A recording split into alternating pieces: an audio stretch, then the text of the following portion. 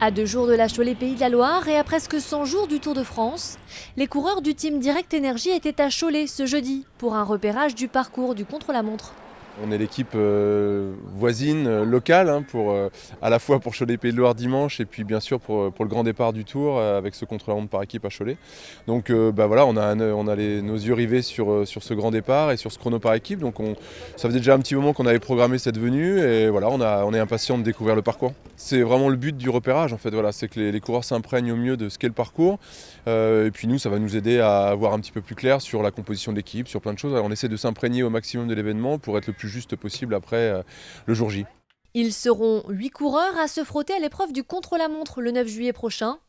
Pour l'instant, l'équipe n'est pas encore constituée. Les directeurs sportifs se laissent du temps pour choisir selon les résultats de chacun pendant les courses de la saison. Pour Lilian Calmejane, ce repérage à Cholet est un moment important pour renforcer la synergie dans l'équipe.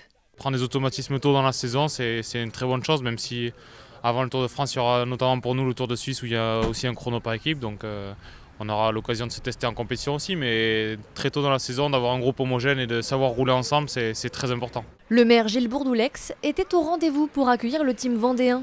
Pour lui, la venue de ces équipes est une très belle vitrine pour la ville, tant sur le plan médiatique qu'économique. Je pense qu'il y a des équipes qui viendront peut-être 2 jours ou 3 jours pour repérer. Là, on est avec Direct Énergie, encore une fois, qui a son siège aux Essarts. Donc, ils n'ont pas beaucoup de chemin à faire, ils peuvent venir directement. Mais d'autres équipes viendront plus loin et resteront un petit peu à Cholet pour préparer ce contre-la-montre, bien le repérer. Je pense que ça va se faire dans les semaines, dans les 2 mois qui viennent. Et c'est aussi une manière de faire parler de Cholet et puis d'amener les équipes professionnelles ici à Cholet. Le week-end prochain sera riche en cyclisme dans la région puisque la classique Loire-Atlantique se déroulera ce samedi.